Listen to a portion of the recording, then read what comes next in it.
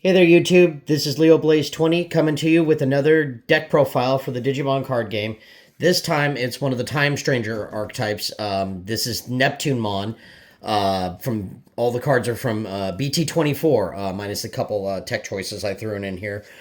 This deck is heavily inspired by DigiPanda, who did a budget build, but there's a couple other things in here I ended up pulling that make it not budget. But anyway, I'll make reference to that later.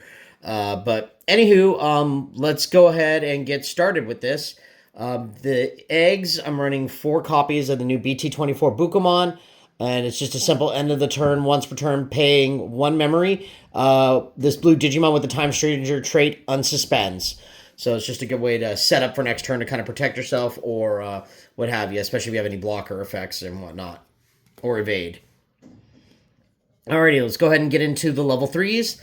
Level 3s, we got the new BT24 Gomamon, and he's pretty much your searcher. To check the top 3 to add 1 Sea Beast or Shaman trait, Aqua or Sea Animal among its traits, and 1 card with the Time Stranger trait to your hand, and then bot deck the rest. And then the inheritable is once per turn when he unsuspends, if you have 7 or fewer cards in your hand, you draw 1. So, again, you usually want to see him in your opening hand to help start searching for your pieces that you're missing. And then next up, this is a little bit of a money card here because it's a promo. 4 copies of the new promo Gomamon from the Time Stranger promo pack. Simple start of main phase. If you have 4 or less memory, this Digimon may Digivolve into a Digimon with Sea Beast or Time Stranger trait in your hand without paying the cost. And then when attacking once per turn for the inheritable, if you have 7 or fewer cards, draw 1.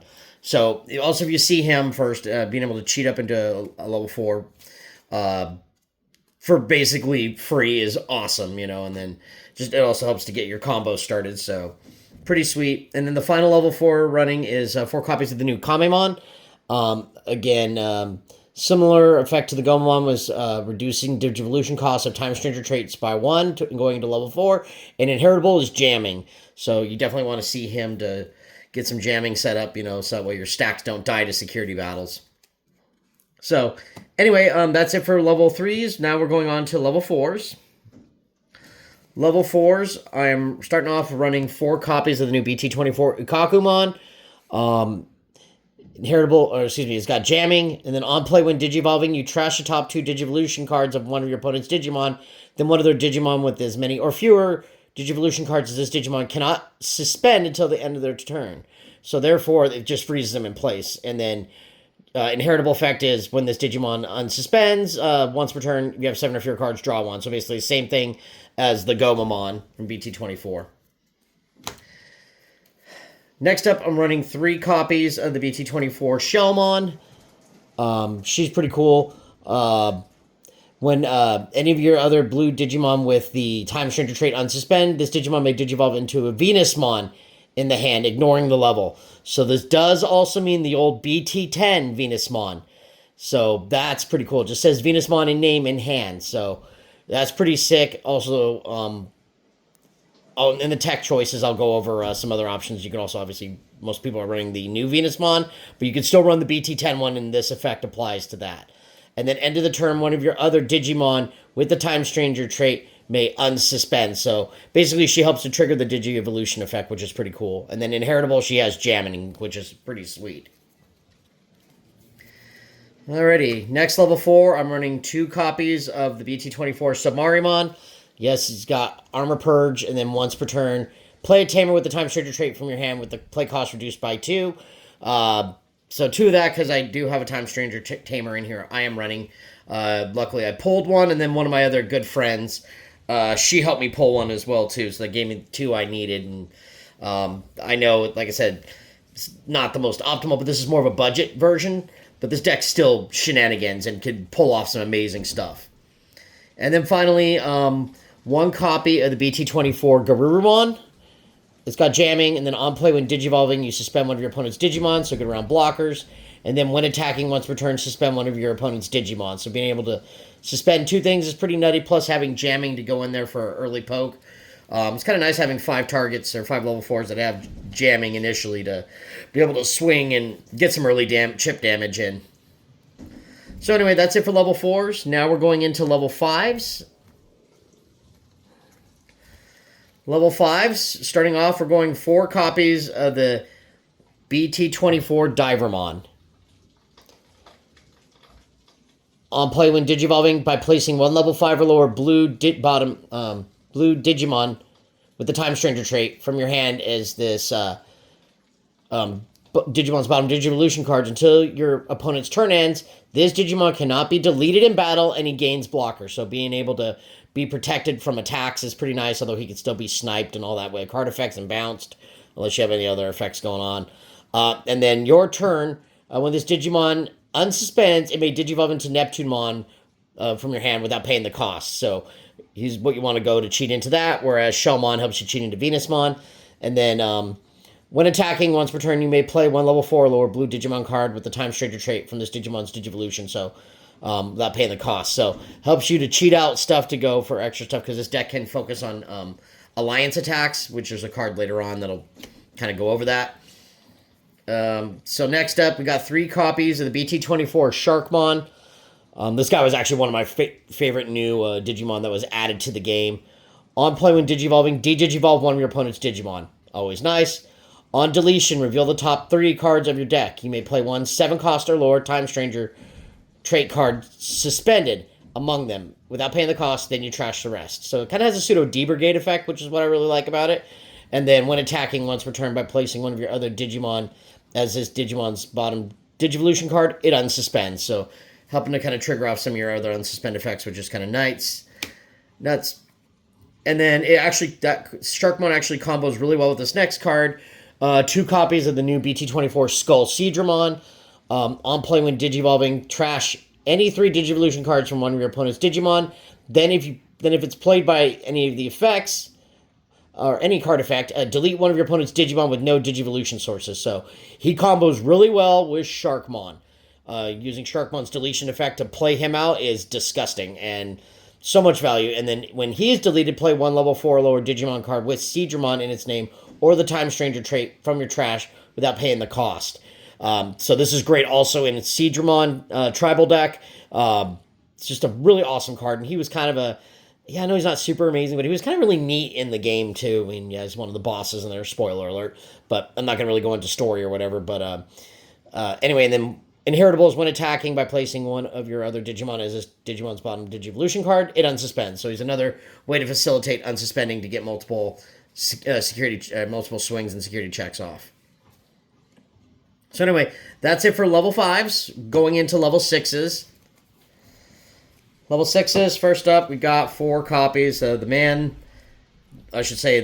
Mer-King, whatever you want to call him. 4 copies of the BT24 Neptunemon. This card is nutty as all get out, and he's probably my favorite out of all the Olympus 12 thus far.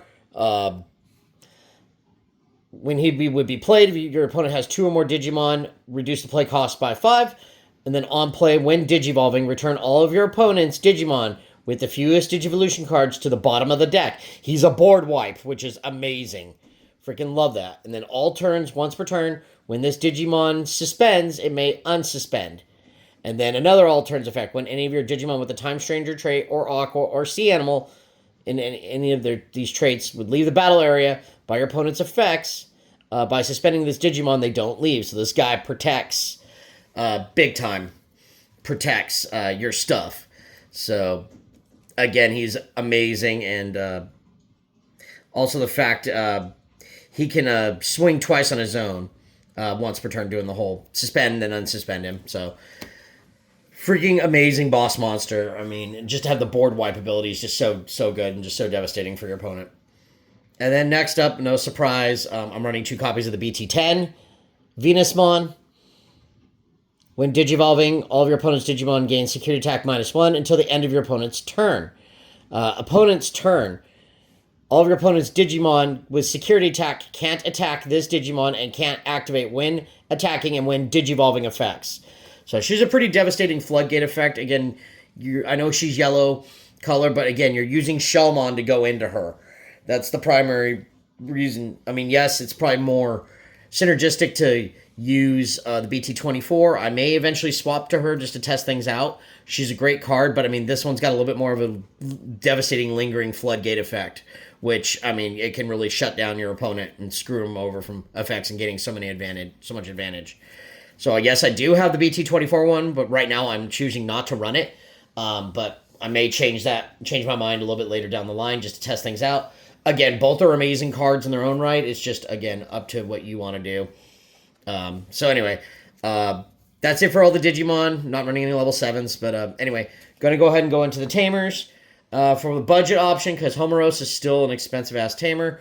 2 copies of the BT3 Davis. Fetches your blue and green targets, which, you know, yes, this is primary blue, and then I do have a couple green, or one green target, which is the Garurumon, so if I'm in a pinch, I can fetch him, but mostly you're using it to go after your blue targets. And then I am running 2 copies of the Dan and Kane and Yuki.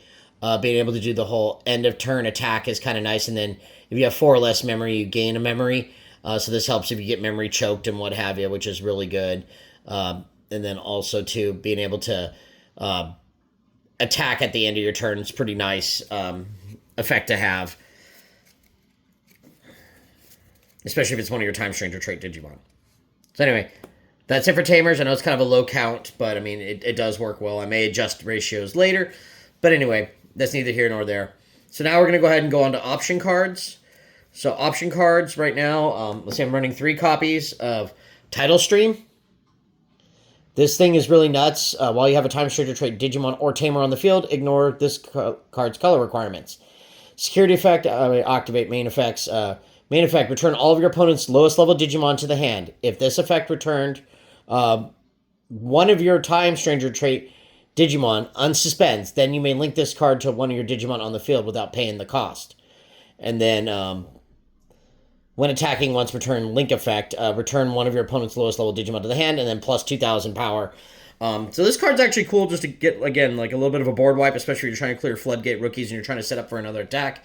Also helps to trigger off some of your other effects when your Digimon unsuspend. Pretty nutty card. Again, very underrated. And again, like I said, this deck was heavily inspired by DigiPanda's build. So shout-outs to him. And then next option card, 3 copies of the Abyss Sanctuary Throne Room. While you have no face-up security cards, you can ignore this card's color requirement. Security, all turns, all of your blue or yellow Time Stranger trait Digimon gain blocker. While you have Neptunemon or Venusmon, all of your blue or yellow Time Stranger trait Digimon gain alliance. So this is kind of nuts. So you have to be on Neptunemon for the alliance effect to proc off, which who cares? You know, it's still not that hard to do. And then main effect, add your bottom security card to the hand and place this face up as the bottom security card. Then you may play 1 blue or yellow Time Stranger trait Digimon card from your hand with the play cost reduced by 3, which is nuts. And then security effect, you may play 1 level 4 or lower blue or yellow Time Stranger trait from your hand or trash without paying the cost. So, again, this also can heal you if you're at 0 security. So, yeah, it's kind of a nice little way to cheat in, even though it's a face-up card. But anyway, and then the final option card I'm running is 3 copies of In Between Theater. While you have a Time Stranger trait, Digimon or Tamer, ignore the card's color requirements. Reveal top 3, add 1 card with Time Stranger to the hand, and then return the rest to the bottom of the deck. And then delay effect is, during the main phase, gain 2 memory. So basically it's a memory boost specifically for Time Stranger. But originally I was running the mental trainings, but one of my buddies, my buddy Galmon88, convinced me. He's like, hey, run the In-Between Theater. It's a little bit better of an option to be able to dig deeper. So I rolled with that, even though, like I said, credit to DigiPanda for this, for his suggestions. So definitely check out his profile if you get the chance. But anywho, so that's pretty much it for the deck profile. I'm going to go ahead and go into some tech options. So yes, if you do decide to go the more expensive route and get the Homeros, one of the other level 5s you're going to probably basically end up running is the BT24 Waymon on play when Digivolving by placing 1 5-cost or lower card with the Sea Beast or Time Stranger trait or Aqua or Sea Animal from your hand is the bottom Digivolution card. One of your opponent's Digimon or Tamers can't suspend until their turn ends. End of attack, you may play 1 5-cost or lower Time Stranger trait or lower from the Digivolution cards without paying the cost. So this is another way to cheat out the tamer. So you could actually put the tamers underneath as a source, which is kind of nice, and then use the other effect at the end of the attack to play out the tamer. And then when attacking, once per turn, you may play one level 4 or lower blue Digimon card with the Time Stranger trait from this Digimon's Digivolution cards without paying the cost.